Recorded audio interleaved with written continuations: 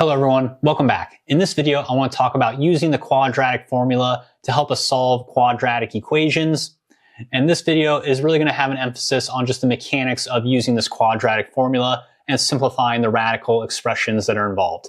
We're not going to derive the quadratic formula or show where it comes from. We'll do that in another video. We're just going to make sure we know how to use this formula.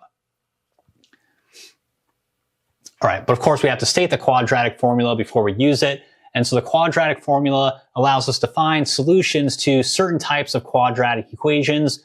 It only works for quadratic equations that are written in the standard form of ax squared plus bx plus c is equal to 0. And of course, a cannot be equal to 0. If it is, then we're not really working with a quadratic equation, and we wouldn't need this formula anyways. So we can only apply the quadratic formula when we're in the special form where we have everything expanded and all the like terms combined as much as possible. When we are in this special form, then the quadratic formula says we're going to have up to 2 solutions for x, and the 2 solutions are going to be given by this formula where x is equal to negative b plus or minus the square root of b squared minus 4ac over 2a, or we can break that up into 2 fractions, take that negative b and divide it by 2a, and then plus or minus that square root of b squared minus 4ac, we could divide that by 2a and work with it in 2 separate pieces if we so choose. So when we're using the quadratic formula, we gotta be a little bit careful. Of course, we have to make sure our equation is written in ax squared plus bx plus c equals 0 form. Really important that that one side is 0. Then we have to also make sure we identify the numbers a, b, and c that we're going to plug into our formula. We always take the whole number, including the sign plus or minus that is in front of that number. So a is the leading coefficient, or the number that x squared is multiplied by. B is the linear coefficient, or the number that x is multiplied by. And c is the constant term, the one without any x's. So the quadratic formula is really powerful. It allows us to solve any quadratic equation that exists, although there are other methods that we'll talk about later that we often try to use before invoking the quadratic formula. But again, this video is all about just the quadratic formula. So let's go ahead and make sure we know how to apply it to solve an equation like x squared plus 3x plus 1 is equal to 0. So we have our formula. In order to use it to find the values of x that solve this equation, we have to find the values of a, b, and c, the numbers we plug in. And so a is always that number that x squared is being multiplied by. And if you don't see a number explicitly written there, just know that that is a number of 1. Because we have 1x squared in our equation, right? So a is equal to 1. B is the linear coefficient, or the number that x is being multiplied with. And that number in front of x is positive 3. C is the constant term in our quadratic equation. And in this example, our constant term is equal to 1. So now that we've identified a, b, and c, we can plug them into our quadratic formula and find our values for x. So x is equal to negative our b value, so that'll be negative 3. Then we add or subtract away from that b squared, so that'll be 3 squared. We subtract away from that the product of 4 with our value for a, which is 1. Along with our value for c, which also is 1. So that's all that underneath that square root. And then in this version, the entire thing is divided by 2 times our a value, in this case, 2 times 1. So we definitely don't want to leave our answer like that. We want to simplify this expression as much as we can. Not much we can do with that negative 3 out front for now. We have to start working with what's inside of that radical. So underneath our square root, we have 3 squared, which is positive 9, and that's being subtracted away by 4 times 1 times 1, or just by 4. So 9 minus 4 is what is underneath our square root, and all of that is over 2. So it looks like we can go just a little bit further here, because we can take negative 3, and then plus or minus that, with the difference between 9 and 4 is 5. So that is the number that's under our final square root. And so this is one way to write our answer. This describes both solutions. X could be equal to negative 3 plus the square root of 5 over 2, or x could be equal to negative 3 minus the square root of 5 over 2. So sometimes we can leave our answer in this nice compact form that describes both answers at the same time, but oftentimes we might want to split them up, especially when the numbers involved work out a lot nicer. So we could write this as x is equal to -3 plus root 5 over 2.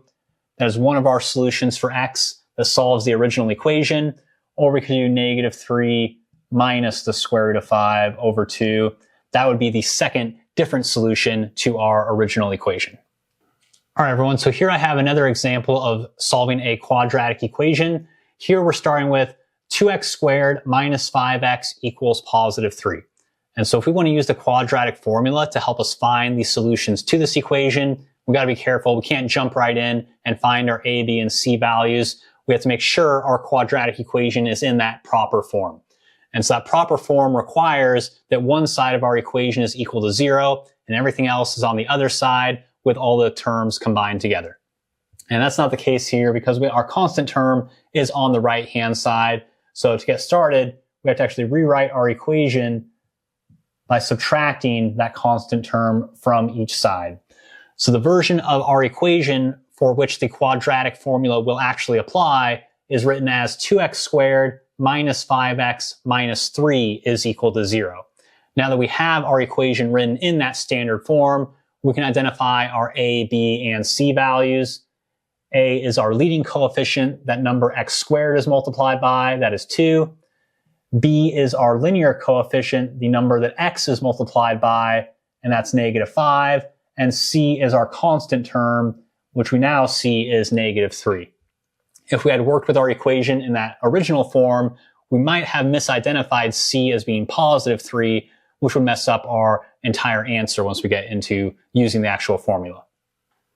Okay, we have identified a, b, and c correctly though, and so now we're ready to start plugging stuff in. I'm going to skip a little bit more of the steps than when I did this the first time around. So if we're plugging things into our quadratic formula, the first thing we write down is -b. So that'll be double -5. So it'll end up being +5. Then we add or subtract away from that b squared.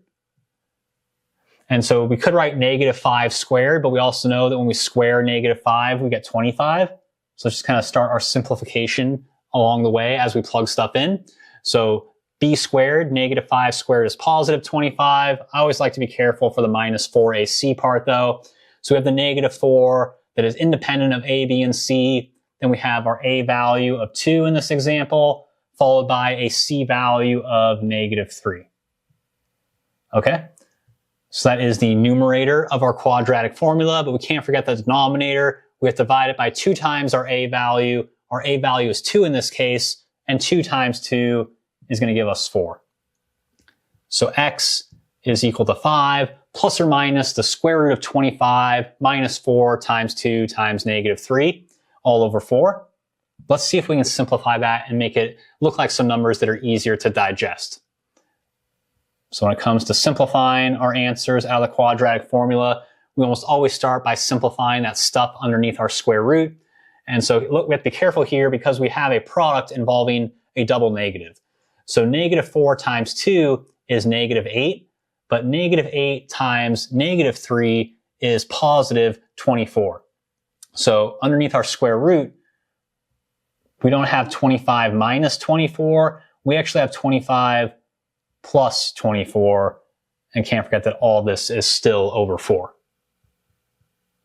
Okay, well, let's keep going. So x is equal to 5 plus or minus, well, now if we add together 25 and 24, we get 49. So x is equal to 5 plus or minus the square root of 49 over 4. But 49 is a perfect square. And we can take the square root of it. It becomes 7.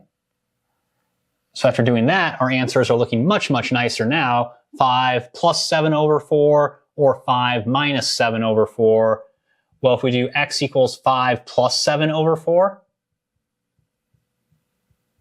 that's equal to 12 over 4 or equal to 3. Or we could do x is equal to 5 minus 7 over 4, but that's equal to -2 over 4 or -1/2. And so by using the quadratic formula, we actually see this quadratic equation does have some somewhat nice solutions. We have 2 real solutions, x equals positive 3, and x equals negative 1/2. All right, let's take a look at yet another quadratic equation. This time our starting form is 2x squared plus 2x plus 1 is equal to x squared minus 9. And we're not going to fall for any tricks. We can recognize right away that we're not ready to use the quadratic formula because it's not in that standard form where one side is equal to 0. So let's get it in that form first. Let's move everything over to the left-hand side. So we're going to have to subtract x squared from each side and then add 9 to each side as well in order to get that done. And so if we subtract x squared from each side, 2x squared minus x squared leaves us with a single x squared. We're just leaving our linear x terms alone, so we still have 2x. Our constant term is going to look different after we add 9 to each side. We then have a constant term of 10, and our right-hand side, x squared minus 9, is now 0 because we subtracted everything away. So after doing that, our quadratic equation is now in that standard form where we can apply the quadratic formula. We can see our a value, our b value, and our c value. A is 1, b is 2, and c is positive 10. With that, let's go ahead and jump in and start plugging things into our formula. So x is equal to negative b, which is negative 2, plus or minus the square root of b squared is going to be 4. We subtract away from that 4 times our a value of 1 times our c value of 10 and divide the whole thing by 2 times our a value, which will end up looking like just 2. All right, so x is equal to negative 2 plus or minus the square root of, let's try to do a lot here. So 4 times 1 times 10 is 40. And so we have 4 minus 40 underneath our square root. And that'll give us a negative 36. So now x is looking like negative 2 plus or minus the square root of negative 36 over 2. But we can simplify this, and we do have a negative underneath our square root, but that's not too big of an issue because now we should be a little bit more comfortable with those complex numbers. So that first term of negative 2, we're leaving alone for now.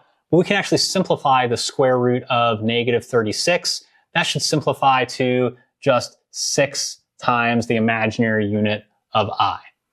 And so we still can't forget that this whole thing is divided by 2. And so now to finish this off, we can spread out that divisor of 2 or distribute it. Negative 2 divided by 2 is negative 1. And then 6i divided by 2 is 3i. So what are these solutions to our original quadratic equation? We have 2 solutions. They're both complex. They are negative 1 plus 3 times I, as well as negative 1 minus 3 times I.